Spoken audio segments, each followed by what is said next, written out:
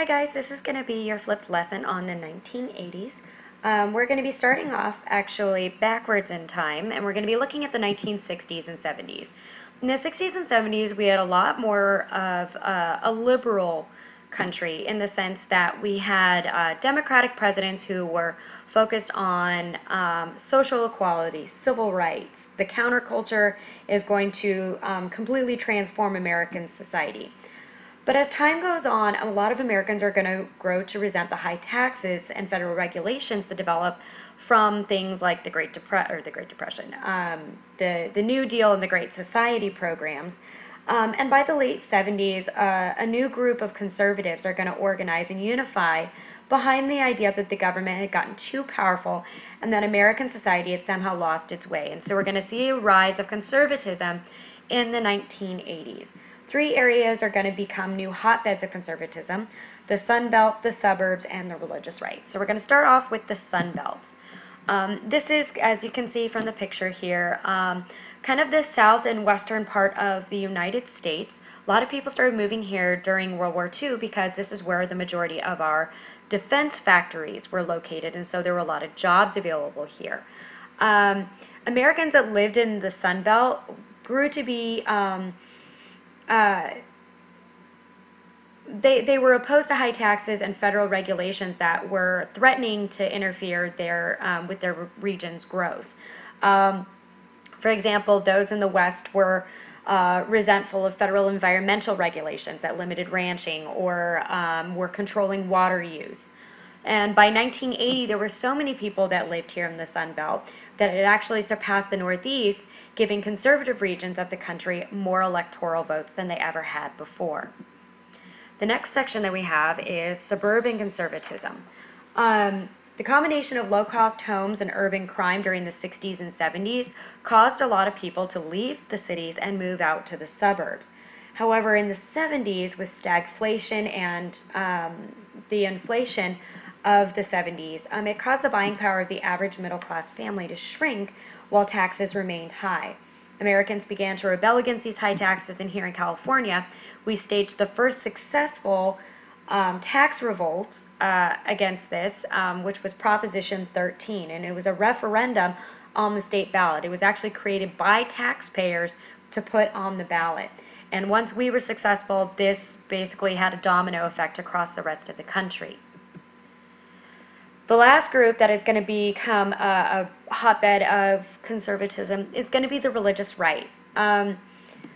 People who feared that American society had lost touch with its traditional values were drawn to conservatism. We had limited prayer in public schools. We had a growing number of single mothers, and young people were rebelling against authority.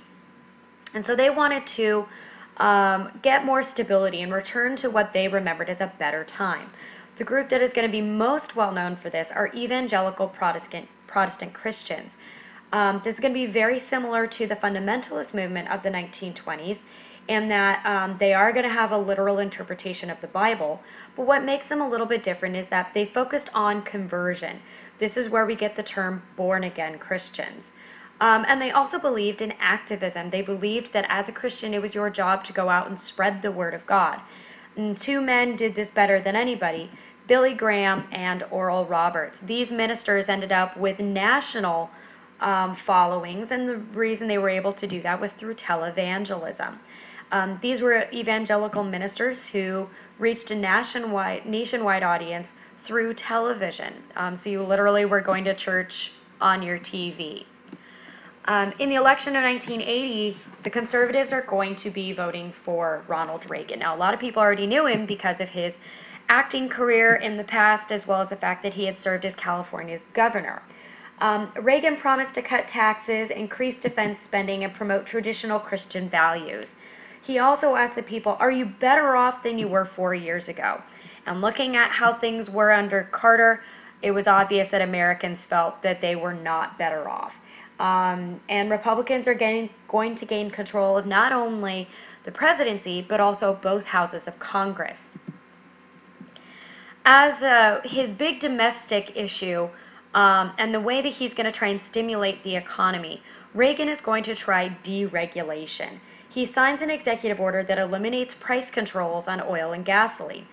And this is going to allow businesses and consumers to free up some of their money and use it elsewhere to help the economy recover.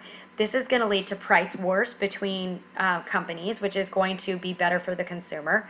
You're going to have cheaper fares and the founding of new airlines, and this is going to really stimulate the stagnant economy left over from the 1970s. The median income of American families is going to go up. You're going to have new businesses, and unemployment is going to fall. But the downside to deregulation is that it does take away some of the protections that are meant to keep consumers safe from businesses doing things that are not exactly on the up and up. This is going to be part of what is known as Reaganomics. Reaganomics is a very conservative form of economic policy. The idea is you're going to reduce the growth of government spending, you're going to reduce the federal income tax, reduce government regulation, and control the money supply in order to reduce inflation. This was meant to basically give tax cuts to Americans, and they were going to spend it and put it right back into the economy. But the problem with this is that a lot of people saw this as what was known as trickle-down economics, supply-side economics, in the sense that this is only going to help corporations and wealthy Americans, while only a little bit of the wealth would eventually trickle down to the average American. In the short term, Reaganomics worked extremely well.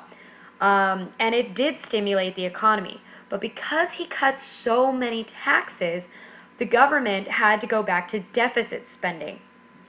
It led to the near collapse of the banking industry and required a taxpayer bailout. And it increased the national debt from $997 billion to $2.85 trillion.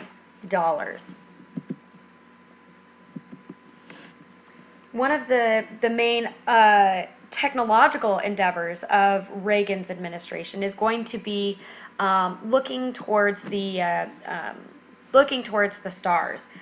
During the 80s, the Kennedy Space Center is going to shift from using single-use shuttles to the space shuttle. Now, the space shuttle was going to be reusable, it was going to be more reliable, and it was going to be able to be better equipped than previous space capsules. Columbia is going to be the very first space shuttle in NASA's orbital fleet. It launches in 1981 and has, I think, 27 successful missions. In 1986, the Space Shuttle Challenger is going to be watched by millions because it is going to have the very first civilian on board, and that was going to be school teacher Krista McAuliffe. However, it exploded only 73 seconds into its flight, leading to the deaths of all 7 of its crew members. One of the other things that's going to mar Reagan's administration is the Iran-Contra scandal.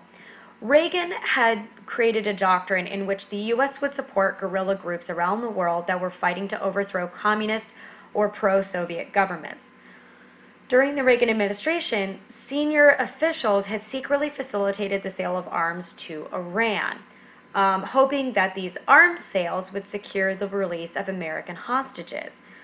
However, what was the bad side of this was that a lot of this money by Lieutenant Colonel Oliver North, who you see in the picture here, was diverted to a group of anti-communist rebels, or Contras, in Nicaragua, hence Iran-Contra scandal. They had covered up this secret sale and gone as far as to shred documents and to destroy evidence.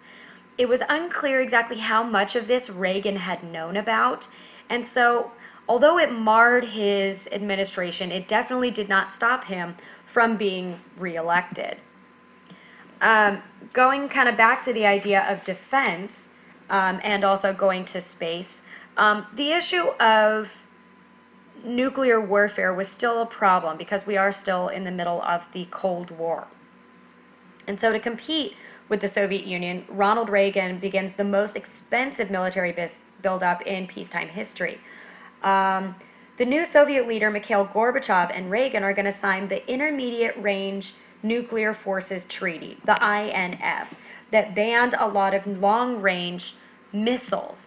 However, this didn't necessarily stop us from having long-range missiles or short-range missiles, only the medium-range missiles.